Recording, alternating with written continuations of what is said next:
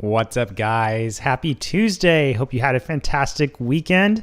My name is Kyle Kurzhal. I like to describe myself as your go-to guy for AI and automations to help you get back your time and grow your business or investing or whatever it is that you're doing in your life. Maybe you're an employee and you just want to get your time back.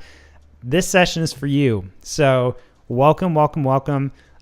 Just to give you a brief bit about who I am, I have over 11 years of experience in the software engineering space, currently serving as a CTO at a startup in the healthcare services industry. And this is my time to give back to you guys. This space is for anybody, whether they are brand spanking new to AI, whether you've been around a little bit and you've sampled some tools and you just want to get a little update on the news. Maybe you're a business owner who needs to figure out automation systems, AI for your business. Whoever you are, no matter what your level is, this session is here for you to be able to come ask your questions and learn along with me. So just so you kind of have an idea of why I started doing this. Because AI is changing so fast, I have to also, even though I'm a tech guy, stay up to date on the news constantly, go play around with these tools. Otherwise, my skills and knowledge go out of date. And so I thought, well, if I'm going to have to do this anyways, this is the perfect type of thing to do along with other people, and then other people can come and ask their questions. So I hope you guys are excited for this evening. The format of this is typically something like we hit our news first around AI. We usually do like the top three firms, right? Like Anthropic, Google, and OpenAI. I'm hoping to have more in the future, but I need to build out some automations and processes to collect that information. So that's number one, news. Number two, tools. So there are all sorts of new tools out there, always coming out. I like to try to make some time here and there to go evaluate them, play with them, or sometimes if I see something that's a different take on a tool that I already have familiarity with, I will go back and use that tool again. In this case, this evening, we're actually going to do just that. So we're going to play around with Google's VO3 model for the purpose of animating your business logos. I saw this idea. I was just doing like an Instagram scroll for a few minutes, and I saw this come up, and I was like, oh my gosh, that's genius. You can stick this about anywhere. Now you're going to get like a video, and you'll have to convert it into like an image, like a GIF, but that leads to some very interesting things for marketing, for catching people's attention. So we'll get into that tonight as well. We might get into an interesting tool that OpenAI just released. I just saw the article on it. We're going to cover that article, and we'll see.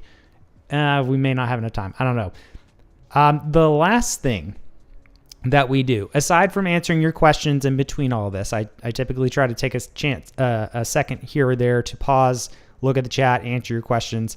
The last thing here is that I am doing a giveaway of Alex Hormozi's book, $100 Million Money Models. I have 9 copies left to give away. So if that's something that you would be interested in getting, and I'm talking about physical copies here, right? You have to pay for the shipping. It's like $5, but it's $30 off the book. So if that's something that you're interested in, then go ahead and scan this QR code right here. I typically do this towards like the end of the live stream. I'm usually target about 7 o'clock, between about 7 o'clock and 7:30. Sometimes we go a little longer.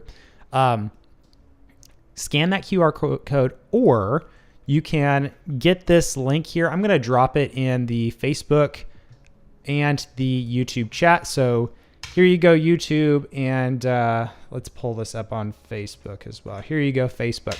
So those giveaway links are unique to this live stream. You have to be here. You have to submit during the live stream. I only give away copies for those who come to the live stream and stick around to the end. If you win, we're just going to go through the forms to see who submits, and then I'll announce the winners, and you will get an email with a link to be able to go get that book for yourself. So I hope that's exciting for you. I will say about that book, I haven't gotten a chance to go through it entirely, but the bit that I have gone through is so good. It is so good about tying together your offers with your leads and then figuring out how to price things out in such a way to draw people in, to give them value, and to stack so that way you can make more money overall in your business. So business owners, that's definitely worth a read. I would get it. I mean, look, you're getting like 30 to 35 bucks off of a book. So, I mean, what's there to complain about? All right. Let me see what else. Okay. One last little thing here I want to mention before we kind of get into it is, like I said, this is a session for you to be able to come and ask questions. So I am going through like news, I am going through tools and things like that. But if you have questions, I'm going to try to pause in between the articles and here and there between the tool use and just playing around with it. Sometimes we sit around and we wait a few minutes, right? Like if I have to let something process. And so I'll be watching the chat to see if you put anything in there. Drop any questions, comments, whatever inside of the chat on YouTube or Facebook, and I will see those as I pause. I will be happy to answer as many as I can. There's another way that you can submit questions that I have. If you have a longer question, I know sometimes the chats have to be short, like in terms of how much you can put in there. So I have a separate link here. Let me get that for you guys. So for YouTube, here you guys go. That link is there. When you fill out that is going to go to a spreadsheet that I see come in on my side. So you can go ahead and submit there as well. Whatever makes the most sense for you. It doesn't really matter to me. I check them all. I just want to give folks a good opportunity to submit their question in whatever format is best for them. So let me go ahead and, I shouldn't have popped that in Facebook because we already had it in there. Sorry, give me a second here so I can clean that up. I don't want that to get confusing for folks. Okay, let's delete that. All right, cool. All right. I think that's everything. So excited to be here, excited to be with you guys.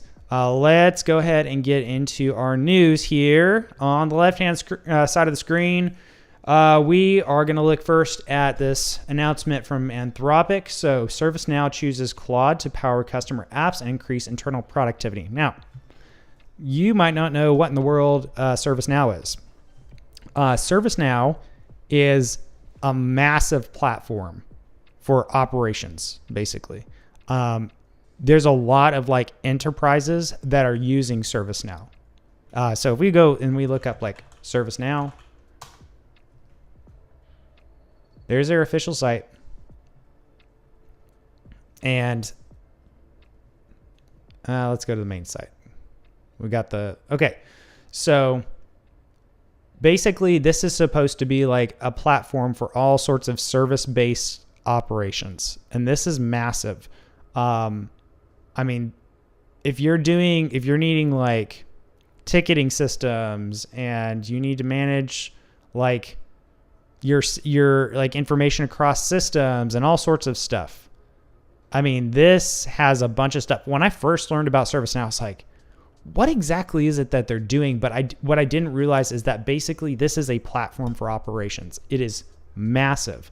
And they have made a big investment in using AI to help connect all the pieces here. So you can do all sorts of cool stuff with this on top of the AI. Like there's like all sorts of automations that you can do, reporting, just crazy interesting stuff that people are building into it. And it really is like a platform, like you're building on top of it, similar to like a Salesforce, but for like operations. So that's what ServiceNow is.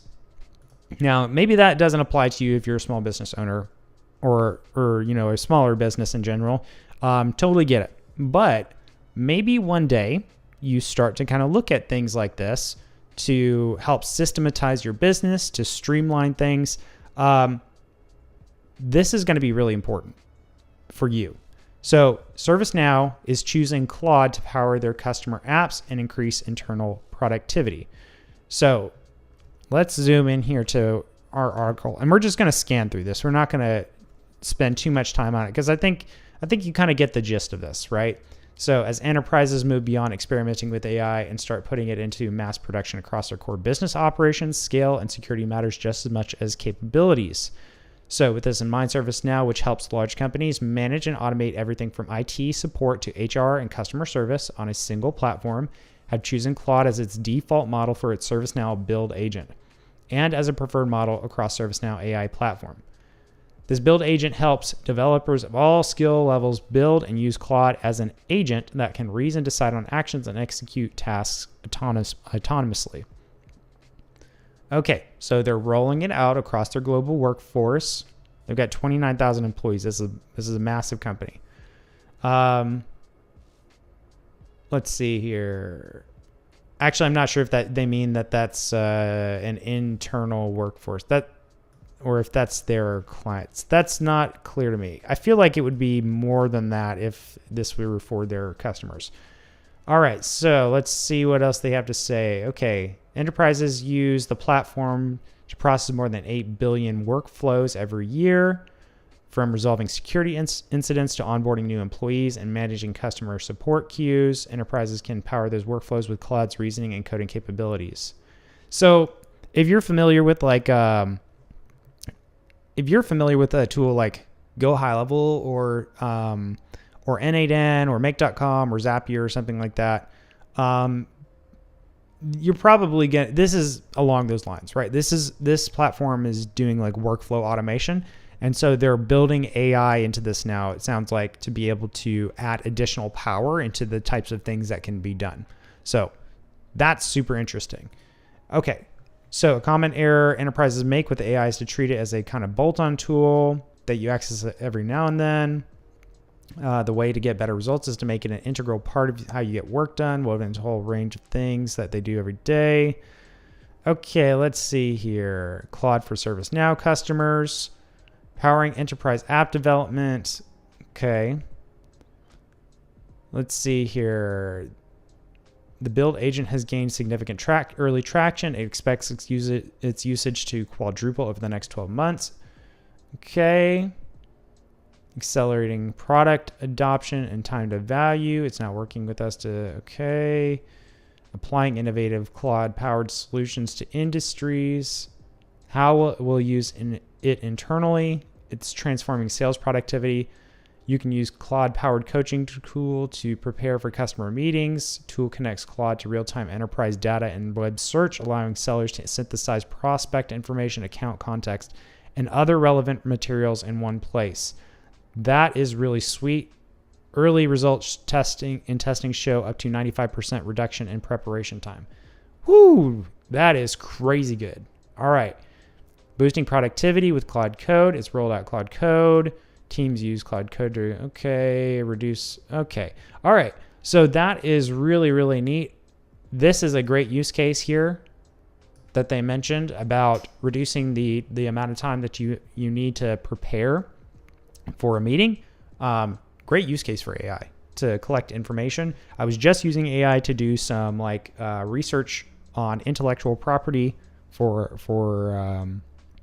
a business earlier today, and I had it go through and look for any service marks on the USPTO that were registered by a certain company, find social media accounts, all sorts of stuff. So this kind of thing, this kind of use case where it goes and does research for you in advance, really, really great, really smart. I think that's interesting that it's being built into workflows around sales. That's very creative. So that's pretty cool, I gotta say. So that kind of gives you a sense of the importance that these larger companies, these enterprise level companies, are putting on investing in AI in their workflows, in their operations, and even in sales in this case, right? So you should be thinking through, what are the different ways that I can incorporate AI into my own workflows, into my own processes? And what I would suggest is sitting down if you have not written out your processes, if you don't have SOPs or anything like that, sit down and start writing them out.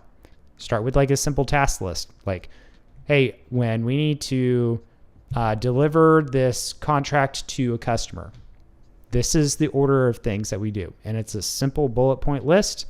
Maybe you nest it a little if you need to say, well, what do you do? And then what do you do? And then you need to describe how you do each of those sub things. So if you need to start there, that's great. Like a checklist is perfect to get started. And then from there, you can do whatever diagramming makes sense for you. So if you can do that, then you can figure out by just kind of looking through your processes, what are the pieces of my processes of the steps I have to take in my day-to-day business? What are the pieces that can be automated or should be automated? Maybe not everything should be automated. So anyways, enough on that. Let's move on to our next article here. Before I do, let me check our chat to see if we've got any questions, any comments, anything here on YouTube or Facebook. I don't see anything here. Okay, I'm not seeing anything here for our Excel spreadsheet either. So we're going to go ahead and move on to our next article. So let's get to it. Here's our next one. This is from Google. They announced Project Genie, experimenting with infinite interactive worlds. So this is pretty cool. I think maybe it would just be worth kind of briefly watching this little video together. This is to kind of give you a sense of what this is about. This is a way for world building, like virtual world building, to happen. And it has a lot of implications in terms of future advancements. So we'll talk about that in just a minute. Here's what I'm going to do. I'm going to pause the music that I have. I'm going to turn on the volume so you guys can listen to everything that I've got going on here. So let's pause that. Give me a second here while I got to actually pause the music, and then otherwise you're going to get blasted in your, okay, let's do it.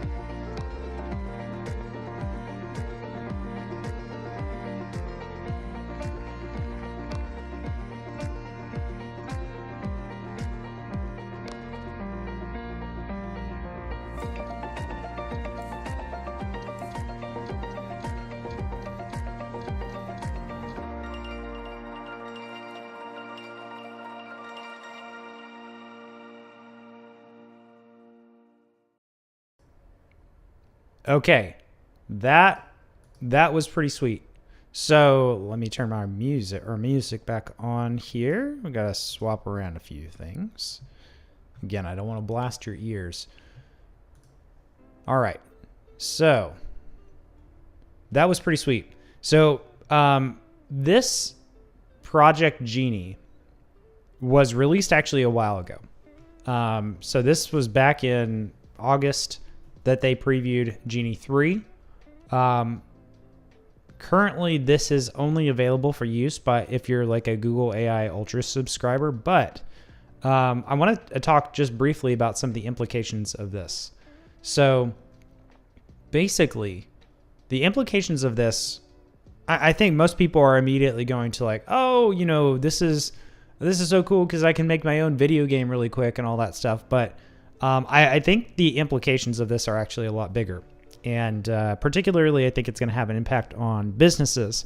So one immediate use case that comes to mind for me here is, you know, can we do some interesting things here with like a marketing video, like, or to do some kind of B-roll or something like that?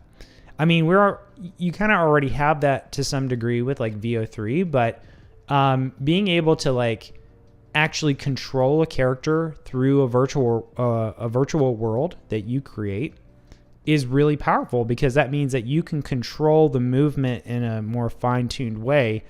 If you can capture that as like a video or something like that, you could include that as B-roll or do whatever it is that you want. So there's some interesting things there. I think they're applicable. The other thing here is that there's an implication in terms of what additional progress is going to come out of this. Because if you think about this, if you can create virtual worlds very, very quickly, that means that you're going to essentially have simulated worlds. That means that this thing already understands world simulation, which then means that you can build all sorts of crazy new applications using that virtual world as like a training platform. So that means that for future AI, they're going to be able to leverage tools like this as like a virtual environment to play around in and learn from. So that means that's another step in the direction of explosive compounding growth. So that's what I see. That's the potential I see here when I see something like this. This is really, really impressive. I wish I could play with it. I don't have an Ultra subscription right now. So unfortunately, that's just going to have to be what it is. Maybe I'll get a chance to play with it when they start to release it to the lower tiers in the future. But that's really cool. And I'm excited about the possibilities of this. Okay. Let's go take a look here at our chat. Let's see if we've got any new comments, any new questions from anyone. Let me take a look here. Okay, I'm not seeing anything from you guys, so we are going to go ahead and move on to our next article here. So this is going to be brief. OpenAI is announcing that they are retiring GPT-4o, 4.1, 4.1 mini, and the O4 mini in ChatGPT. So they are retiring a bunch of these models. Basically, they just kind of go on to say that, hey, there were a lot of people who liked like the 4.0 model for writing. It felt warmer and all these things. And people were not satisfied with the newer models. And so they went and they tried to spend some time fixing this in GPT 5.1 and 5.2. And now they are retiring these because in the world of software development, the more things that you have to maintain, the more expensive it is. And for them to have to constantly run these things and serve these things up is a challenge, right? And then also some of it's just you want to move progress forward and you want people to be integrated into the newer experiences. So these models are going away. Pretty simple. Not much more to say about that. Let's move on to our last article here from OpenAI for the evening. So OpenAI is introducing the Codex app. Now, this was super interesting. So let me zoom in here so we can see this a little better. Today we're introducing the Codex app for the Mac OS. So you got to be a Mac user for this, but it's a powerful new interface designed to effortlessly manage multiple agents at once, run work in parallel, and collaborate with agents over long-running tasks. So that is really cool. This is kind of akin to like, my understanding of this is that it's very akin to like the Claude desktop application. But it sounds like this is very oriented toward coding. Now, you don't have to be a coder necessarily to use this. But they kind of say later on in this article, because I kind of pre-read this, they say later on in this article that they have this emphasis on agents that can code, because agents that can code can actually go and do more complex things. So they say that the Codex app changes how software gets built and who can build it, from pairing with a single coding agent on targeted edits to supervising coordinated teams of agents across the full life cycle of designing, building, and shipping and maintaining software. So that's pretty cool. So the Codex app is a command center for agents. They say since they launched Codex, Codex is like the Claude code for OpenAI. It's just an internal chat bot, basically, that can go do things on your computer. So they released it in April 2025. The way that developers work has fundamentally changed. Models are capable of handling complex, long-running end-to-end. Orchestrating. Now developers are orchestrating multiple agents across projects, delegating work, running tasks in parallel, trusting agents to take on substantial projects that can span hours, days, or weeks. The core challenge has shifted from what agents can do to how people can direct, supervise, and collaborate with them at scale. Existing IDEs and terminal-based tools are not built to support this way of working. I agree, because I use these types of tools in my own day-to-day development. So they are building, the new way of building coupled with model capabilities demands a different kind of tool. So then they got our little view here, and they're just kind of showing. Let's start this over.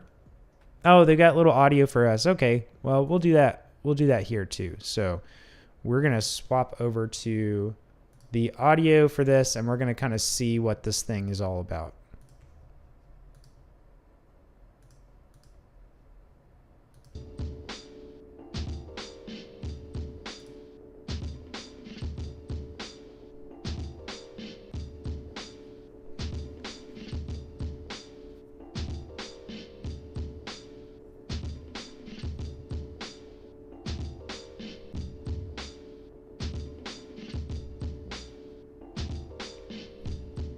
That's nice.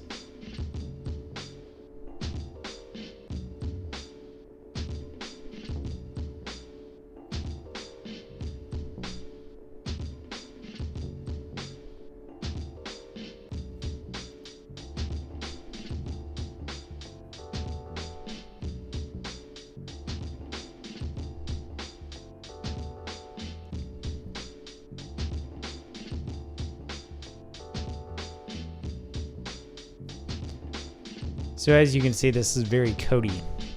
This is definitely for coders, software engineers.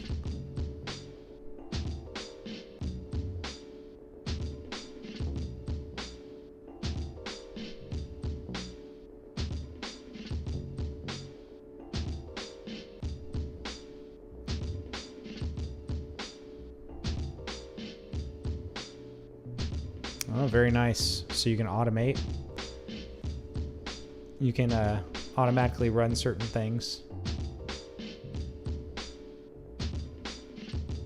You can make suggestions on code edits.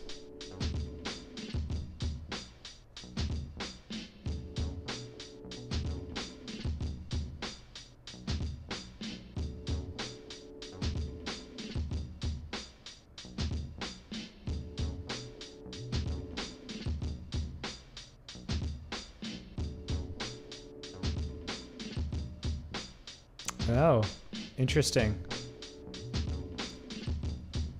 Okay. So it started over here. Let's pause this. Okay, that is really cool. Now, maybe some of you are not coders, software engineers. Hopefully some of that made sense to you though. Like, I think, let's turn on our music again. I think, even if you're not necessarily a coder, you could probably learn how to do some really cool stuff with this. This definitely looks like it's more tuned for software engineers. But basically they have just built like, it reminds me very much of the, Google's anti-gravity tool. There's a lot of similarities here that I'm seeing. And I feel like this is maybe a little bit of a better experience in some ways because it's very customized. Like, they're showing here that you can do like work trees and stuff. That means that just you have some code that you're working on your computer, and you can have like the same code but just different versions kind of running side by side. And so you can have it make the changes just to one version without killing your other version. And so that is actually really, really helpful, really powerful. To be able to like live edit your app on the fly like that was really, really cool too.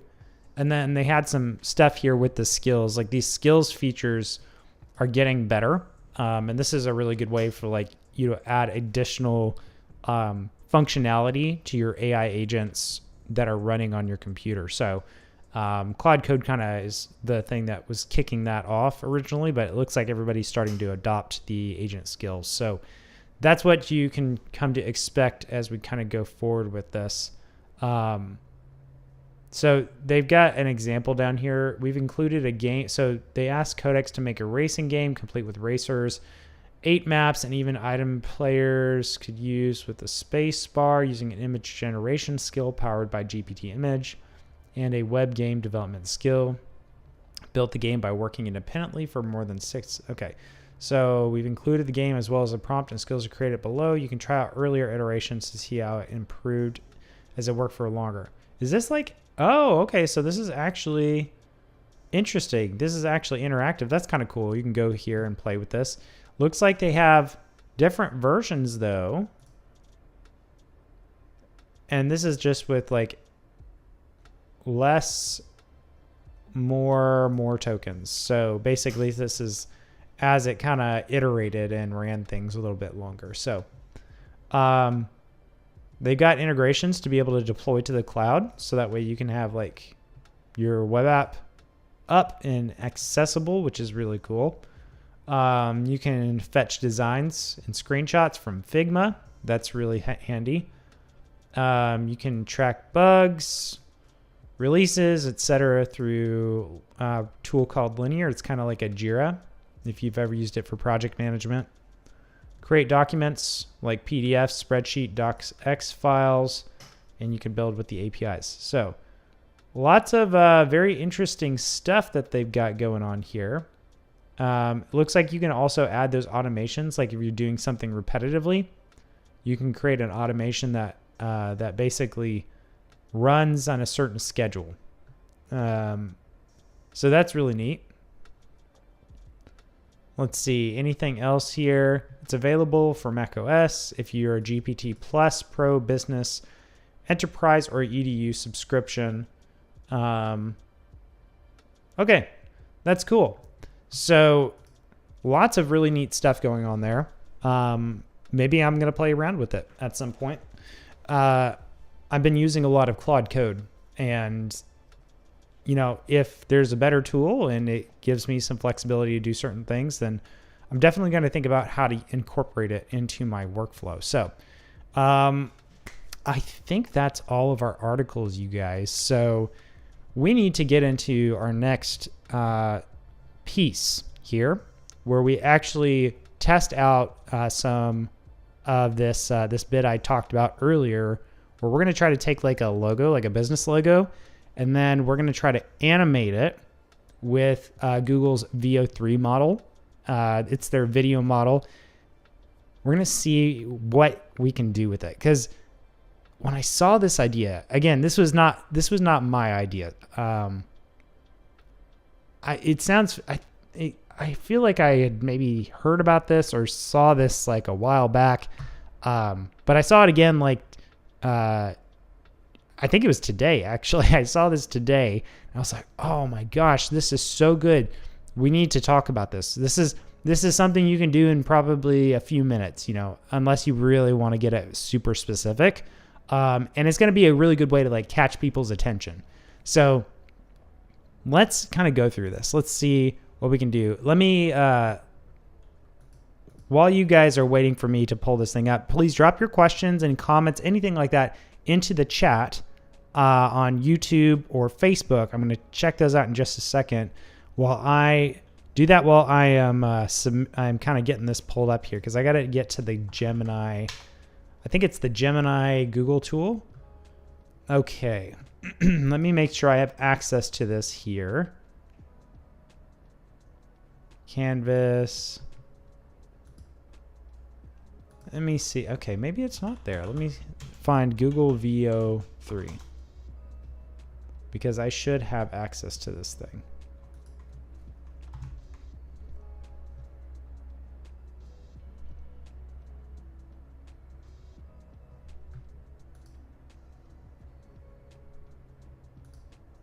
Okay. All right, so we're going to be figuring this out together. Excuse me. I have not played much with VO3 apart from we used a tool in a previous one called Google Flow, and oh, this isn't even the right. I need to switch that. Okay, and I don't, give me a second here, guys. Let me try to figure out the best way to do this.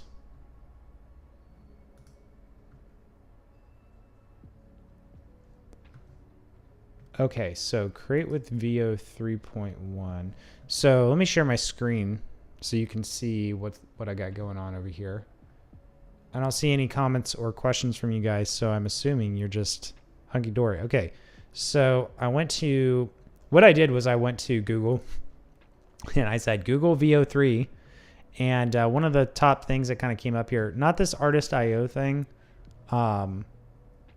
this is some other platform. I went to this Google AI Studio. I was expecting it to be available in like this Google Gemini, but this is not really, like I went here to look at the tools. That's adding files. I didn't see it here in the tools. So I don't know. One second. Let me check one more thing here. Let me swap over to a different profile because it could be just that the one I have up is not.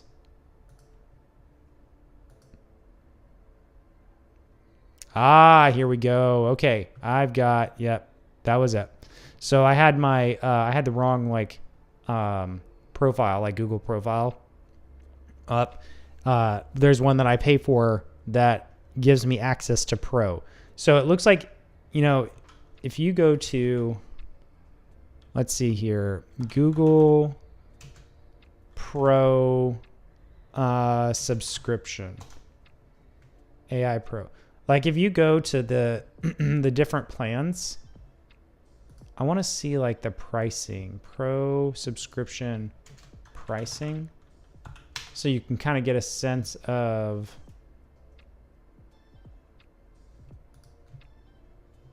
Okay, here we go. Google AI plans and pricing.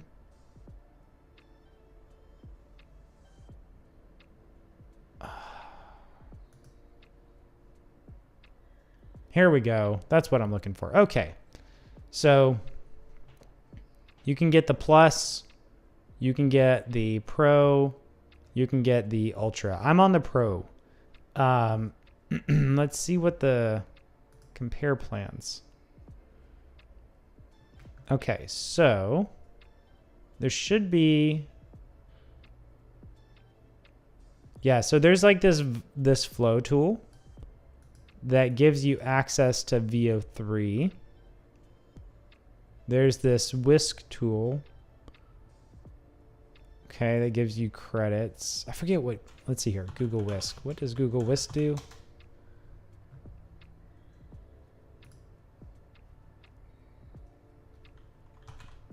Let me see. Give me a second, guys.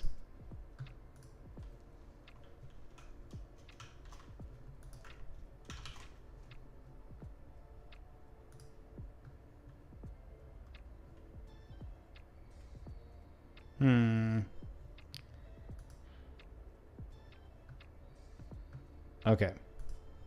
So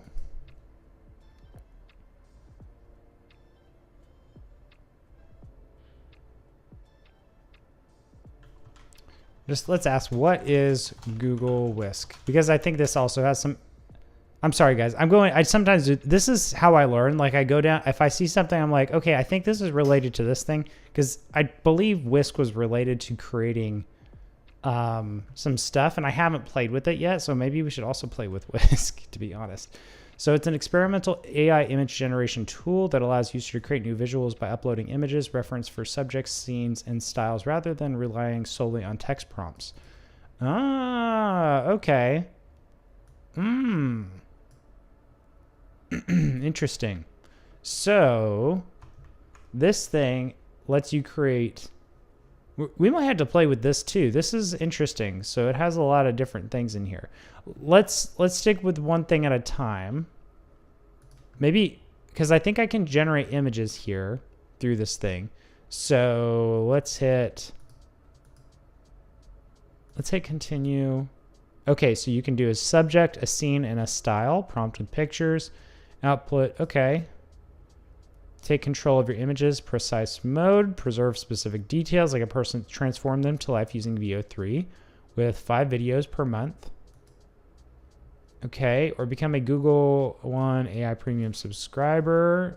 Okay, I think I'm going to be fine because I've got pro mode. Okay, so actually maybe we do this inside Whisk. That's pretty cool. And, you know, if you're curious about these, I'm not sure what like the free tier, if you're on a free tier, you might get some limited access to some of these things.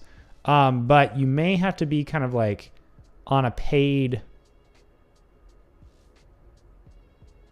let's see here. Let's see what else they've got here. Anti-gravity, photos. Okay, YouTube. Okay. There should be a thing here. Let's see. VO. Okay, yeah. So in Gemini, in their Gemini app, you get access to the video generation models.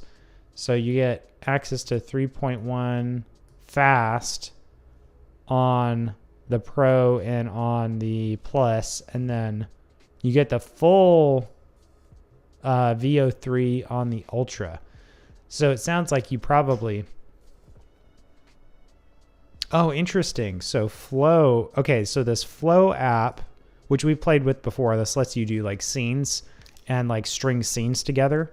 That's really good for like...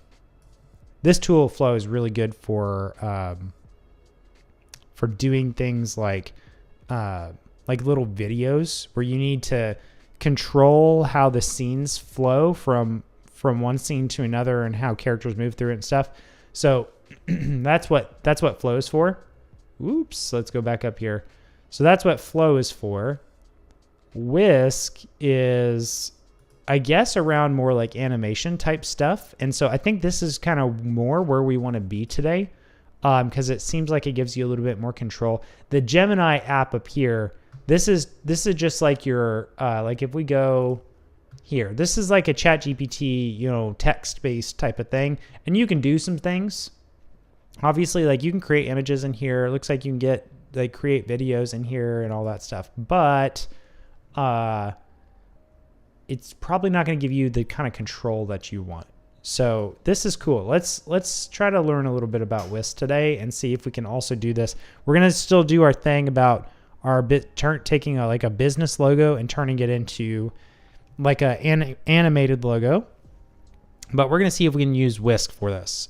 So this is a good example of, I'm learning along with you guys. If I haven't tried a tool, I want to try it. I want to understand it so that way I can tell you how I'm thinking about using these type of things. So let's kind of like expand our little window here. Okay, so we upload an asset here to do our subject, our scene, and our style.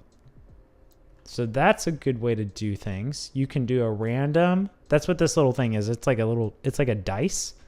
And so you can click that. Very interesting. We can we can add multiple subjects with that little plus. Ooh, that's cool. I don't know why interesting. I guess like you could do multiple scenes. Let's just I'm curious about this. Oh. Okay. So we got some random let's do a random subject. Let's start with, I don't really like that thing. Let's do a little robot. Cute little robot. And a phone. And these two scenes. I'm not sure if I we're going to find out. Okay, and so if you click that brings up your history, and you can change.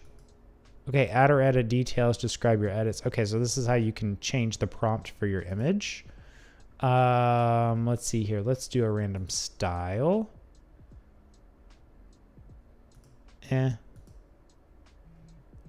Okay, I like that. That's kind of cool. It's very dreamy. Okay, so we've got that. Let's see here. So this is for image generation. So let's do like robot, and we're going to get to the logo in just a minute. I promise. We got to experiment. We got to experiment and understand the tool we're using first before sometimes we go into the specific use case. I want to understand this bit. So, okay. So interesting. So you can lock this seed in to get the same type of stuff over and over again if you want. Okay, we can choose landscape mode, portrait mode, or square. That's cool. Let's do like a square. Let's say robot holds a phone. Walking around in an unfamiliar location. And looking lost. Okay. Let's hit the go button. See what it comes up with here.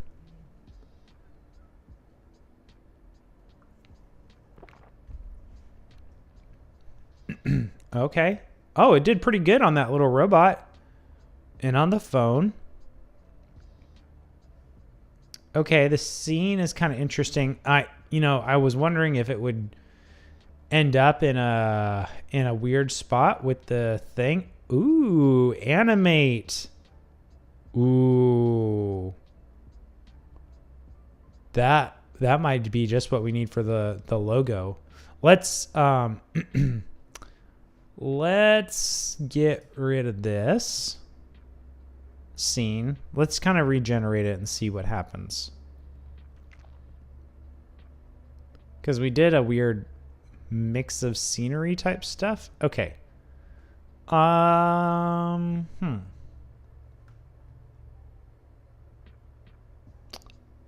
it's because I don't have that checked. Okay, let's try it again. Okay, so this is why we experiment with the tools, right? We have to understand what we're using. So I don't know if you can select multiple scenes. Okay, yeah, there we go. See, now it's looking more like the scene we wanted.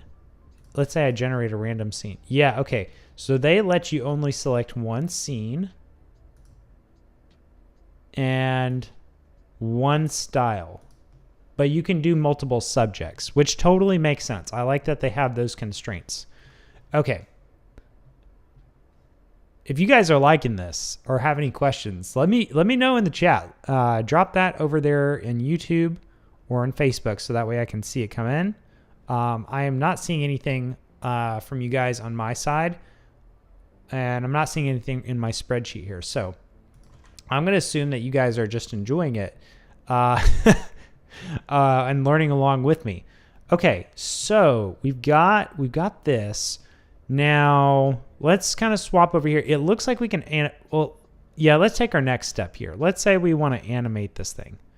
I could also refine it. I can also click this. So I can click the little edit. I did this little button here to kind of edit it. I can refine this further.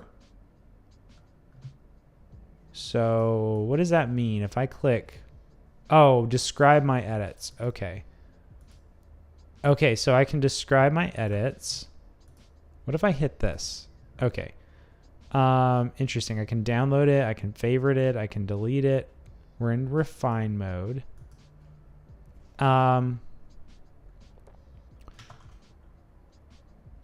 Let's add some flying cars into the scene.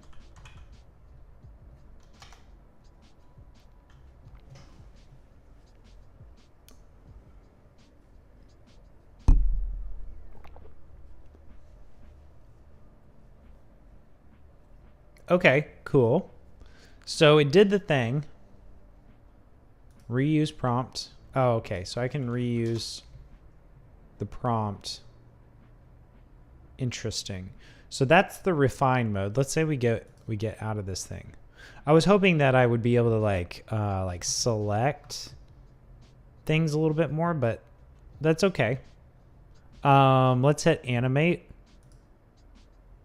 Unable to generate that are not in landscape. Okay, so you need to be in a landscape aspect ratio. So change. Okay, so let's say can I change just this thing? I don't know that I can. I'm not seeing any kind of options here that would indicate to me that I can change an already existing image. Now, what I might be able to do is download this thing and re-upload it as kind of like as a kind of starting point. I could also regenerate the thing. So let me see if I refine. I don't think it's going to refine my aspect ratio. No, it doesn't look like that. So like I changed this to landscape. Let's do the landscape. I think I selected a different scenery though. So it's going to get messed up. The seed is also not the same as this original one was. What's this flag? Oh, okay. That's just hey, this is a problem. Okay. So I think that gives me a good sense of what's going on here. Okay. So let's see about animating this.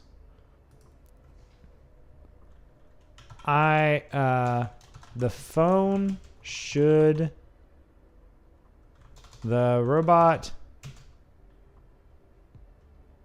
should drop the phone because it feels so sad. Let's see.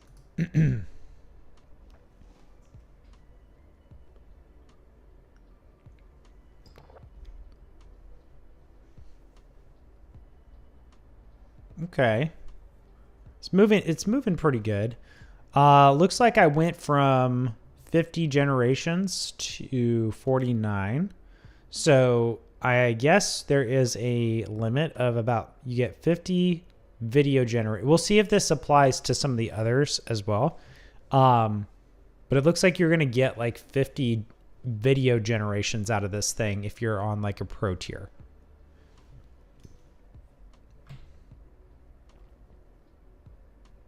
Okay. Let's see how well this thing does.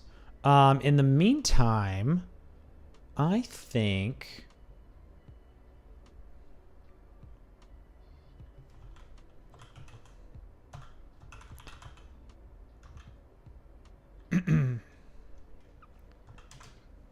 Max Tools Whisk. Let's enter the tool. Let's see if we can get some.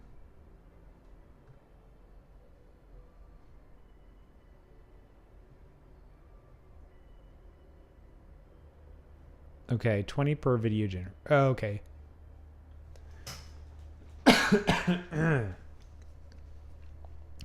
So this has to do with your credits. So interesting. I'm not seeing what I had before. If I go to my library. Oh, okay. So you get projects. Oh, okay, cool. So that makes sense. So, so you actually have these projects here that you can do, and so you get isolated projects. That's cool. So let's. I want to generate like a logo, and I mean I have one for my business. I could do that, but I want to let's pretend like we're spinning up a new business.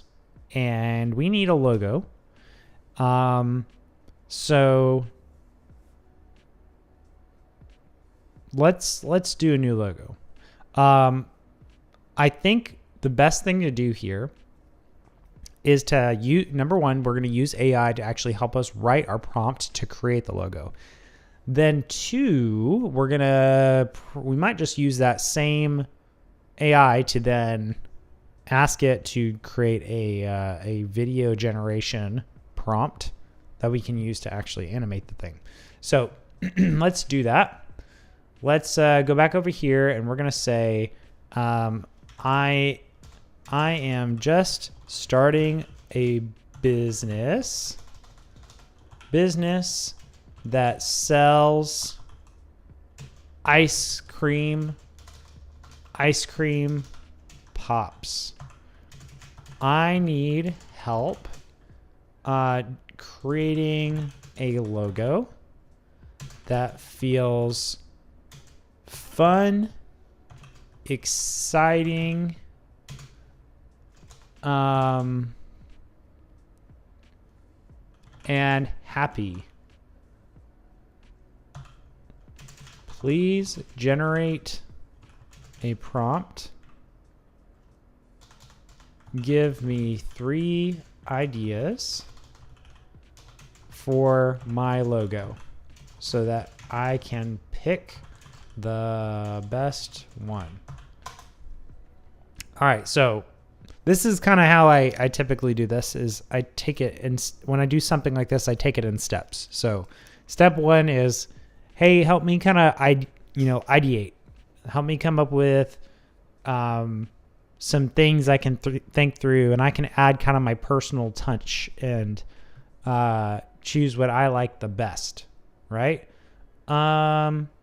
Flavor explosion, sunny smile, happy and friendly, retro pop. Okay, interesting.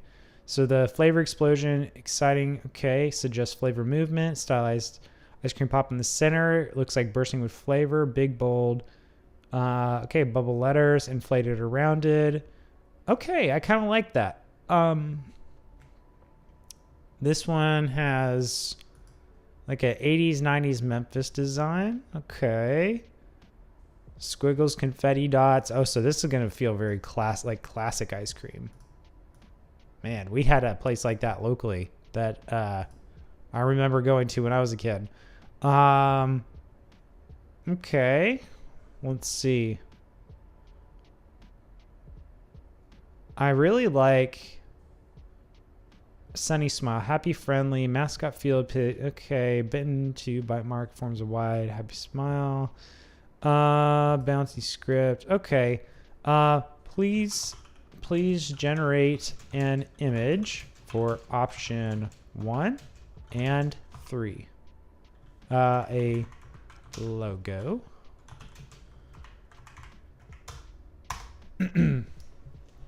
So let's let it kind of go and see what it does. In the meantime, we're going to come back over here to our little robot to see how the video is going. So let's kind of see here what it's doing.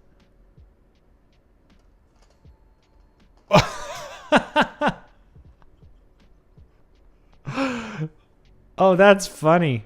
Okay, now hold on. Okay. What I didn't expect was I didn't expect it to generate audio with this. So let me pause our music here and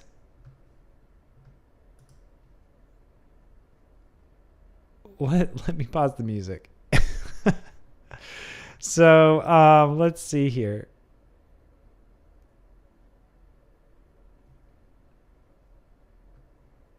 Let's do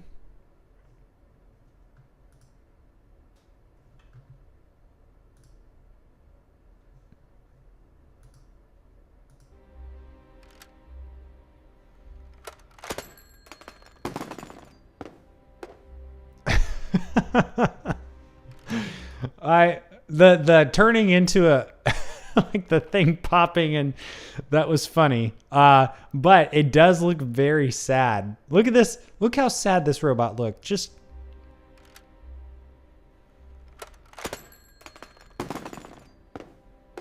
he looks so despondent. Okay. I'm having way too much fun with the sad robot. So let me kick back on our our music here. And all right, we'll go back to our logo generation. So let's check this. Ooh, I like that. Yeah, buddy. Now that's a logo. I really like that. This other one, this is kind of cool too. It does feel, it is giving me, it is definitely giving me like old school vibes of like my childhood. I remember the squiggly dots and the confetti and all those things. This is, yeah, that's interesting, but I really like that. That is fantastic. Okay. So let's take this. Let's download this thing, because we're going to turn this into we're going to actually import this thing into we're going to try to get it into Whisk and then like animate this thing. So, let's come over here and let's say, let's say I'm going with option 1. Please, and I want to turn this into a video. Let's see here, a video powered logo that has movement, like let's say a looping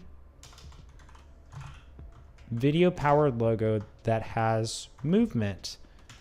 Can you please recommend 3 prompts that can be used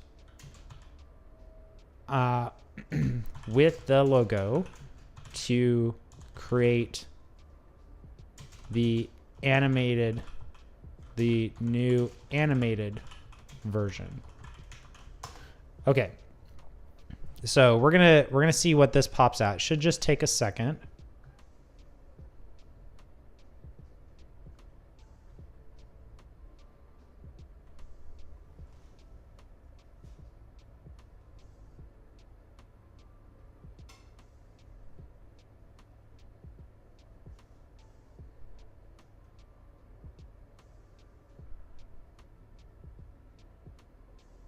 Oh, it's actually going to generate the video. I guess it's because it's got VO3 built in. So I didn't really want it to generate the video, but I guess it's going to do the thing. I really wanted to play with it here in in Whisk.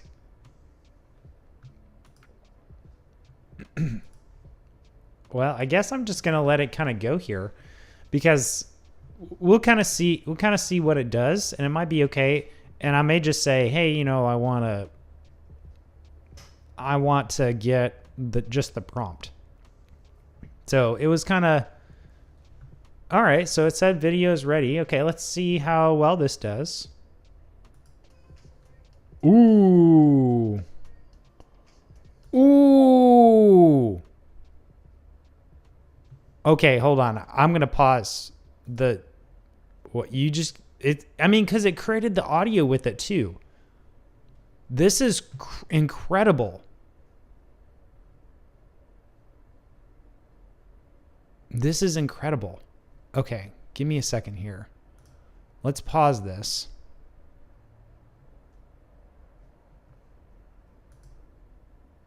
Okay. Okay. So can I zoom in on this thing? Okay. Let's zoom out. Let's hit left screen. Let's go.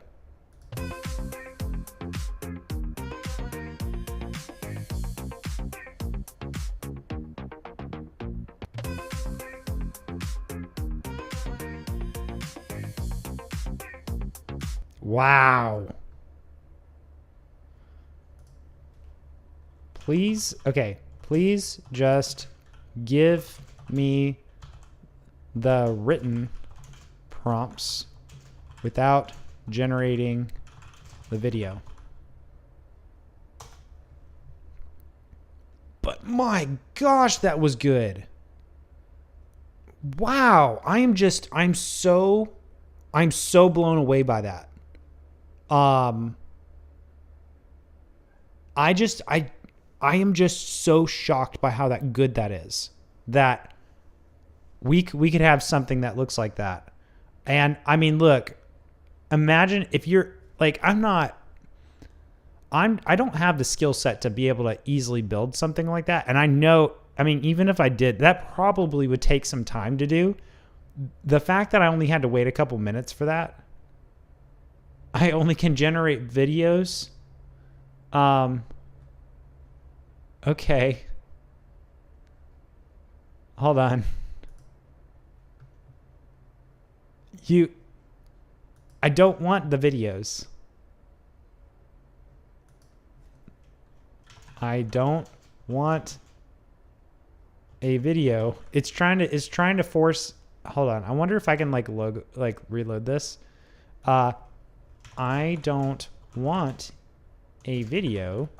I want you to write a text prompt that can be used to generate a video.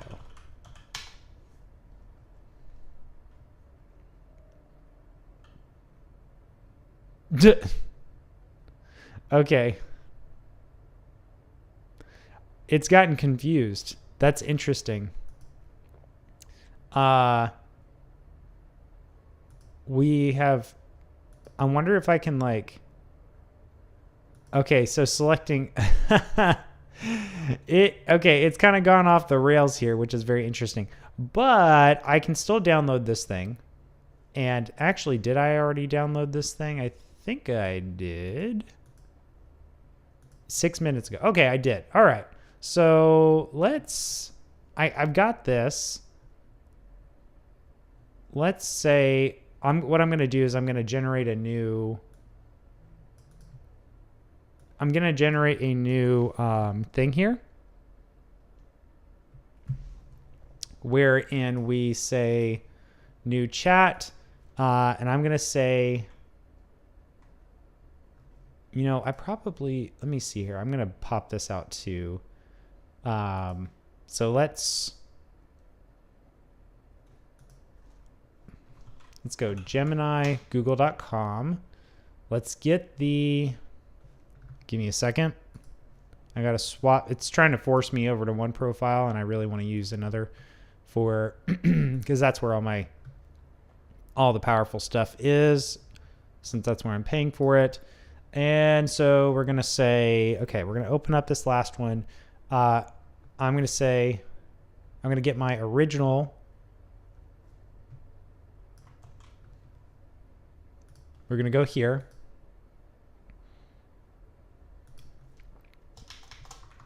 We're going to paste that in. We're going to say,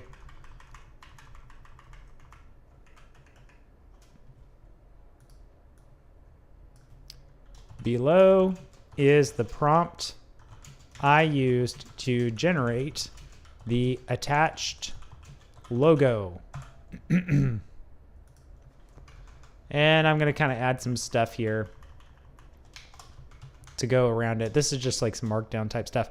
And then what I'm going to do here is I'm going to say, I'm going to actually upload the image, and I'm going to say, please write 3 prompts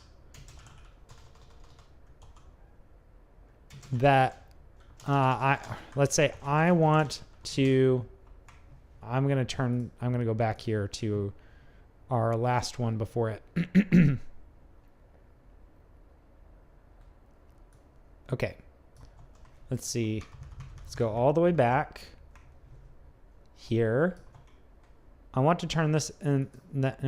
Okay, can you please not recommend write 3 prompts that I can use with the logo in another video generation app. Okay, so we're going to do that. And then I'm going to add, give me a second. We're going to add our file here.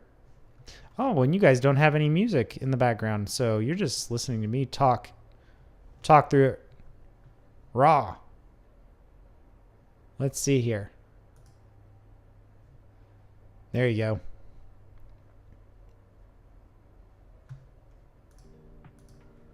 There you go. All right.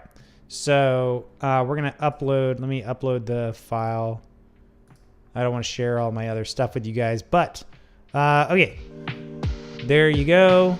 Pop explosion. And we're going to do the fast version.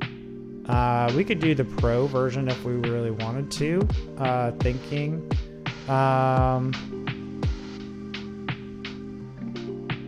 So let's just do the fast because I'm okay with it not being like incredibly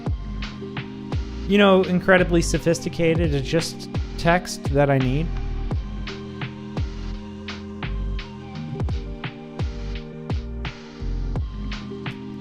It's still generating the video.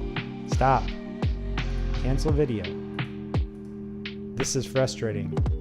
I don't want you to generate the video. I just want the text.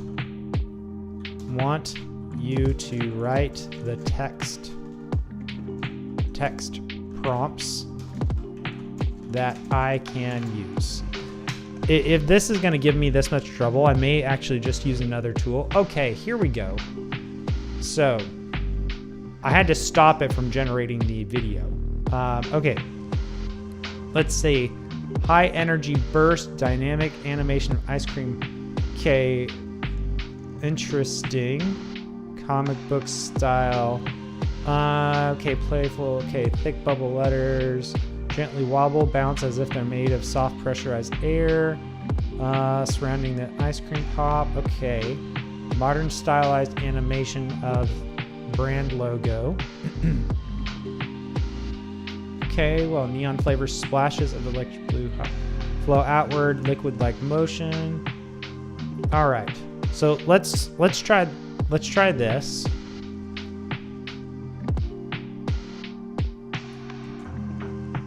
And I guess I can do it right in here, but I really kind of wanted to try out the whisk tool. So let's see here. Can I add an image?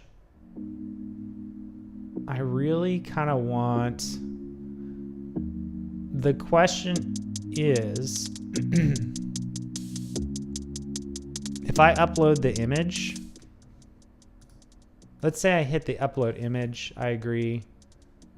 Gemini generated. Okay, so it's gonna do its thing. It's analyzing the image.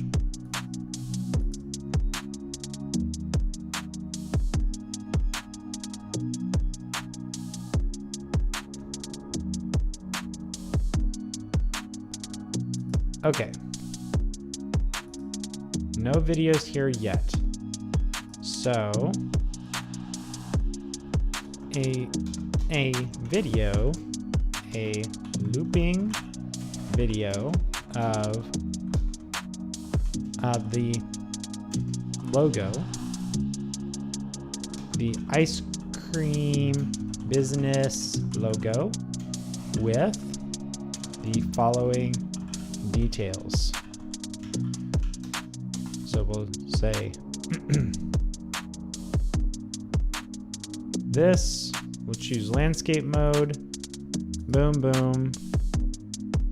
And it's gonna try, it's probably just gonna generate the image first. It doesn't look like there's a way for me to directly in Whisk create. Okay, so we got this and this. So it basically generated the thing again. It just kind of did it. The colors are mostly, it really looks mostly the same. I can tell there's actually some differences here. Like, very, very kind of interesting. There's definitely differences here with this stuff splashing out. So we could, looks like we could probably, if I had taken my prompt, because remember we did this inside here originally, right? And I took my prompt and I put it, I could have taken this prompt and I could have done it right inside Whisk. So if we were gonna do, let's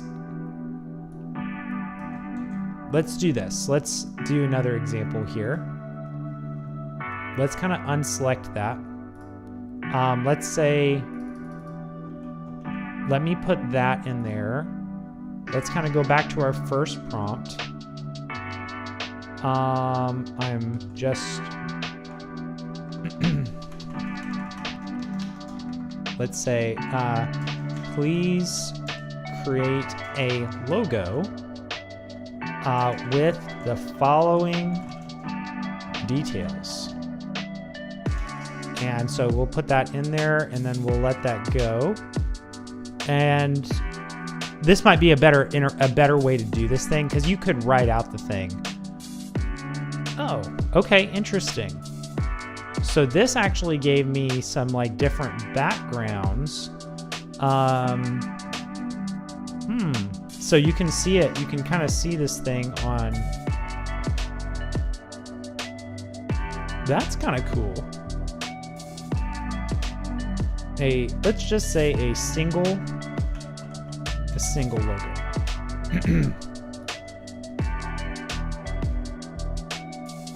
So you can kind of see like what it would look like on different background colors. Okay, now we refine this thing a little bit. So yeah, so you could do this and then we could animate this thing. So we could do, boom, we want to animate this. And, you know, originally I said,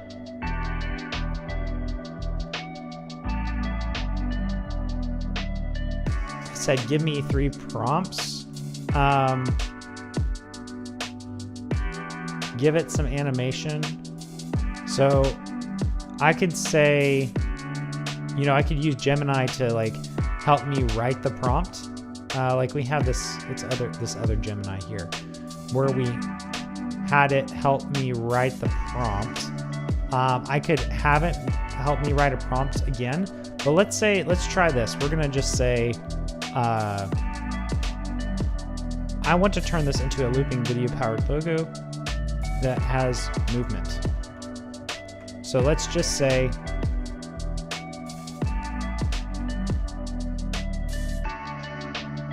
let's just keep it kind of simple and see what it comes up with. It may work pretty well. It does look like, okay, it does look like these generations actually last across the,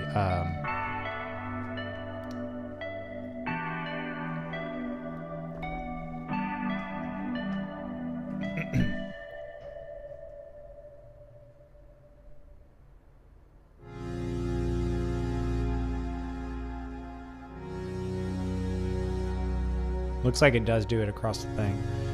So we'll just kind of wait here for a second. While it's doing that, let me see if I can also, can I go back? Like if I hit that, I think it's just going to keep doing the thing. So let's say we want to do this one. Let's animate that, and let's do the same prompt and just kind of see what it says. And then while it's kind of doing that, okay, here we go. That's cool. Okay, and let me, I want to share the audio again with you guys. And I'm so sorry, guys. I forgot to turn, I've been blasting your ears with music. I need a better way to to control this. Unfortunately, it's not super straightforward. Like in a one-click type of solution. Okay. All right. So here's our retro pop logo, and this is what we got with that very simple prompt about just animating the thing.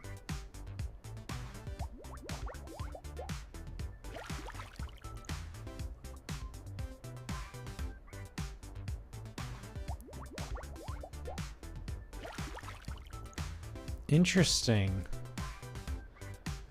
You can kind of tell it's... And this one isn't that great. There's some artifacting. I mean, it's still cool. There's a lot of cool stuff it's doing here. Let's pause that. Okay. There's a lot of cool stuff it's doing there, but it's... maybe it needs a better detailed prompt. Let's kind of see. Let's see this one. See what happens with it. Whoa! Wow!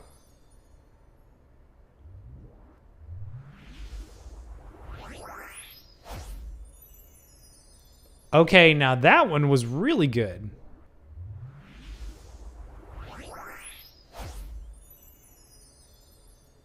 What in the world? Okay, so this is like kind of hit or miss in some way. Like, I mean, it wasn't like the retro pop thing was bad, but that was really, really cool. My goodness. That is cool. Okay, and so we can download this thing. And I wonder if we could just like isolate. So if I wanted to, you know, let's say I just wanted the logo itself. Let's say we did like this and we said, let's refine this. And let's say I only want the logo without the text.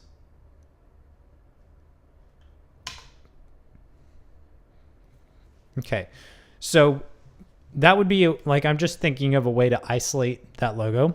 And we could take this, there we go. So then now we have this thing. And so now we have this. Now let's animate this.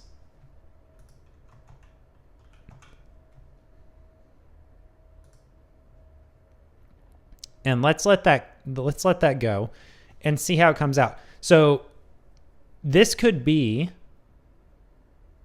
that. So the guy that I originally, like I saw this, that kind of inspired me to go through this and do this. He had like he was using it, I think in Gmail, and he was basically like, he took this video and he would turn it into like a GIF. And then from that GIF, he would take that and he would add that as a logo to whatever, like his Gmail or something like that. So that way, when the email comes in, it like shows up in there. For example, like a signature or something. So you could have like a moving business signature that looks super fancy. So you could do something like that. And I'm not sure if platforms like Facebook or YouTube or others like that, if they allow GIFs as like logos, but all right, let's see how this did.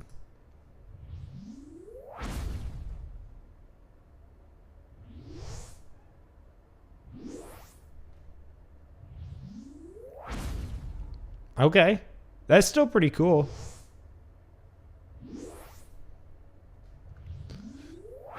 That's still pretty cool.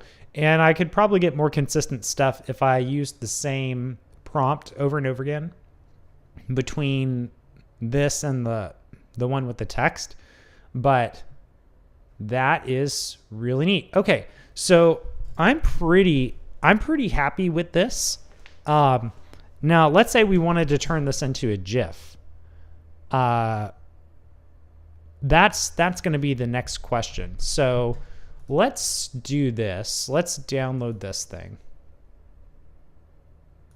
Oh, I can download it as a GIF. Ooh, I don't have to do any extra steps. I can just download the thing directly as a GIF. Wow. Okay, hold on one second. Let's see.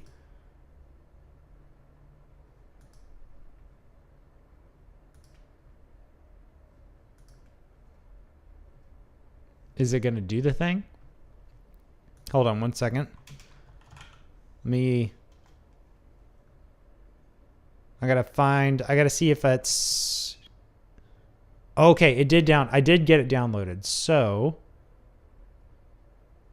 okay, I can see that I got it downloaded. Now I need a place to view this. Let me see if I can like copy. Maybe I can copy my file location in here. So let's see. Give me a second, guys. Finder. And I did the thing again where you guys have no music in the background because I was letting you listen to the sound. So, all right. There you go. Okay, so let's see if I can get the file location to this thing. Come on. Open with Google Chrome. That's what I want. There we go. Boom. Okay, that's cool. So what I could do is, in theory, I could take this and I could crop that out in the center or something, and you could have just like a little circle thing. And I mean, this is just an image, right? I could go load this up inside of, like I could cut out the background here and then load it up inside of my Gmail or whatever and put it as like a, my signature. And that could be a really cool way to just attract people's attention with like a logo. And it looks like you can do the same thing here with any of these. So like with that really fancy one we did before here, like, where was it? Let's go to our videos. Yeah, like this one here. We could basically do this as a GIF too. So when we download, we can download it as a GIF. Okay, so I gotta say, guys, I am really, really impressed with using this for like animated logos.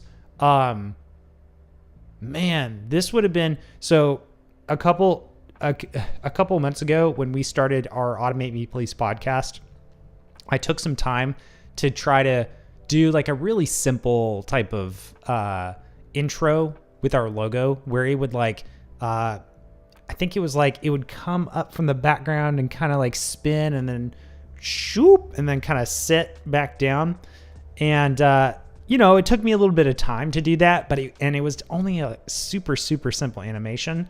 To do any of the stuff we just saw would be really complex for me to do and take me tons of time. So, if I wanted something much nicer and I was starting from scratch today, I would have probably used something like this, actually. And it would have probably saved me a lot of effort, and I could have experimented with a lot of different things. So I got to say, I am pretty darn impressed with this. If you're generating logos and you need like something that's animated to play with, definitely go check out Google's suite of tools. Again, you'll want to get like, in my case, I had a pro subscription that we were playing with this evening. You would want like a plus or a pro, or maybe at least maybe even at least a pro or above. It's like $20 a month. And then you can go into like something like Whisk, generate those things. If you're having trouble with the prompts, then maybe you use Google Gemini to even help you write the prompts, and then you take the prompts and copy paste them in there, and then you have it turn it into an animated video, and you just kind of give some of the descriptions. So, man, I feel like there was a lot of really cool stuff here today. It's getting kind of late here, so I want to bring things to a close for the evening. But as we do, remember that I promised you to do a giveaway of Alex Hormozi's book. Now, if you have not submitted, it's going to be too late, because I'm going over to the forum as we speak right now to see who has submitted. I only do these giveaways during this live stream. You have to come, you have to click the link, you have to fill it out during the live stream. You have at least a whole hour to do this. So if you're sad that you missed out, then you're just going to have to come next week to the next one and submit. Bring your friends, bring your family, bring your business partner, whoever you think might want to get a copy of that book. We're giving away up to 9 during these public live streams. So let me hit our refresh button, see if we've got any winners for the evening. We do not have any winners, so we are going to be giving away 9 again next week. So if that's something that you want, come next week to the live stream, same time, same place. I'll be here, and if I can't for some reason, then I'll let you know. All right, guys, we are going to bring this to a close. One last thing I want to leave you with. So if you enjoyed this live stream and you want to get future reminders, then you're going to want to go hit this QR code. I'm going to go ahead and also drop the link inside of the chat. Sometimes it's just easier to get that link inside of the chat. So let me do that real quick for you guys. So if you want, oh, I see you there, Kay Johnson. Hey there, hope you're doing all right. I didn't see your comment earlier. I'm bringing things to a close. If you got any closing questions, drop them right now. I will address any closing questions that you might have before I go, because if you got a question, I want to address it. But for everybody else, here is the link. If you want to get email reminders, I send these out 24 hours, typically 24 hours before the live stream, and then 10 minutes before the live stream. And then you can see that come in. I try to do the same time every week on both YouTube and Facebook. So you know when it's going to be, but sometimes it's just nice to get a little email reminder. So there it is in YouTube. And then on Facebook, you guys have it there in the chat as well. All right. Kay Johnson, I'm not seeing anything else from you, man. So I'm going to wrap it up here. Thank you guys for coming. I hope that you enjoyed this. This was really, really fantastic. I learned some great stuff tonight. I love getting to do this kind of stuff. Absolutely. I'm glad you came. Until next week, I hope you have a fantastic evening. And as always, take it easy. Bye-bye.